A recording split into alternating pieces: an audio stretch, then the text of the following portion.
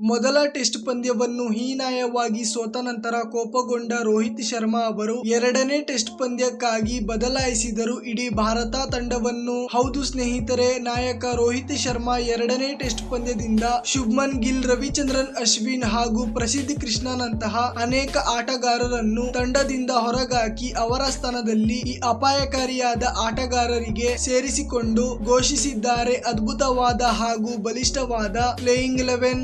ಹಾಗಾದರೆ ಇದರ ಸಂಪೂರ್ಣ ಮಾಹಿತಿ ಏನು ಎಂಬುದನ್ನು ಈ ವಿಡಿಯೋದಲ್ಲಿ ತಿಳಿಸುತ್ತೇವೆ. ಆದರೆ ಅದಕ್ಕೂ ಮುನ್ನ ನಿಮ್ಮ ಪ್ರಕಾರ MS ಧೋನಿ ಹಾಗೂ ವಿರಾಟ್ ಕೊಹ್ಲಿನಲ್ಲಿ ಯಾರು ಅತ್ಯುತ್ತಮವಾದ ಬ್ಯಾಟ್ಸ್ಮನ್ ಹಾಗೂ ನಾಯಕ ಎಂದು ಕಮೆಂಟ್ ಮೂಲಕ ತಿಳಿಸಿ. ಸ್ನೇಹಿತರೆ, ಸದ್ಯಕ್ಕೆ ಭಾರತ ಮತ್ತು ಸೌತ್ ಆಫ್ರಿಕಾ ನಡುವೆ 2 ಟೆಸ್ಟ್ ಪಂದ್ಯಗಳ ಸರಣಿಯನ್ನು ಆಡಲಾಗುತ್ತಿದೆ ಹಾಗೂ ಈಗಾಗಲೇ ನಿಮಗೆಲ್ಲರಿಗೂ ತಿಳಿದಿರುವಂತೆ ಸೌತ್ ಆಫ್ರಿಕಾ ತಂಡ ಮೊದಲನೇ ಟೆಸ್ಟ್ ಪಂದ್ಯವನ್ನು ಗೆದ್ದುಕೊಂಡಿದೆ. ಹೌದು ಸ್ನೇಹಿತರೆ, ಮೊದಲನೇ ಟೆಸ್ಟ್ ಪಂದ್ಯದಲ್ಲಿ ಭಾರತ ತಂಡದ ಕಡೆಯಿಂದ KL ರಾಹುಲ್ ಅವರು ಶತಕವನ್ನು ಬಾರಿಸಿದ್ದರು ಹಾಗೂ ಎರಡನೇ ಇನ್ನಿಂಗ್ಸ್ ನಲ್ಲಿ ವಿರಾಟ್ ಕೊಹ್ಲಿ ಅವರು 76 ರನ್ ಹೊಡೆದಿದ್ದರು ಮತ್ತು ಬೌಲಿಂಗ್ ನಲ್ಲಿ ಜಸ್ಪ್ರೀತ್ ಬುಮ್ರಾ 4 ವಿಕೆಟ್ ಅನ್ನು ಕಬಳಿಸಿದ್ದರು. ಆದರೆ ಸೌತ್ ಆಫ್ರಿಕಾ ತಂಡದ ಕಡೆಯಿಂದ ಬ್ಯಾಟಿಂಗ್ ಆಡಿದ D Elgar 185 run, M Jansen 84 run ಬಾರಿಸಿದ್ದರು ಹಾಗೂ ಬೌಲಿಂಗ್ ನ ಮೊದಲ ಇನ್ನಿಂಗ್ಸ್ ನಲ್ಲಿ ರಬಾಡಾ ಅವರು 5 ವಿಕೆಟ್ ಮತ್ತು ಎರಡನೇ ಇನ್ನಿಂಗ್ಸ್ ನಲ್ಲಿ ಎನ್ ಬರ್ಗರ್ ಅವರು 4 ವಿಕೆಟ್ ಅನ್ನು ಪಡೆದರು.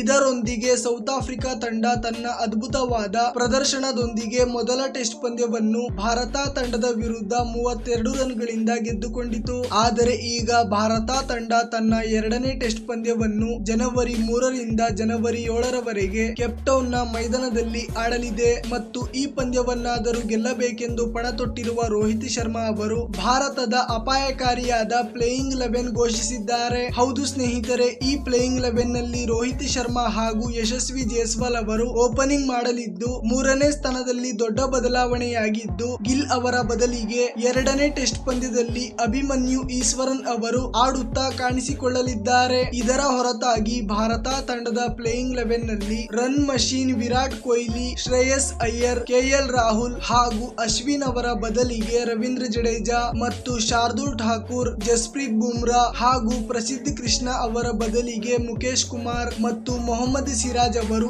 ಈ ಪ್ಲೇಯಿಂಗ್ 11 ನಲ್ಲಿ ಅವಕಾಶ ಪಡೆದುಕೊಂಡಿದ್ದಾರೆ. ಸ್ನೇಹಿತರೆ, ಈ ಪ್ಲೇಯಿಂಗ್ 11 ನೊಂದಿಗೆ ಭಾರತ ತಂಡ ಸೌತ್ ಆಫ್ರಿಕಾ ವಿರುದ್ಧ ಎರಡನೇ ಟೆಸ್ಟ್ ಪಂದ್ಯವನ್ನು ಗೆಲ್ಲಬಹುದೋ ಇಲ್ಲವೋ ನಿಮ್ಮ ಅಭಿಪ್ರಾಯವನ್ನು ತಪ್ಪದೆ ಕಮೆಂಟ್ ಮೂಲಕ ತಿಳಿಸಿ.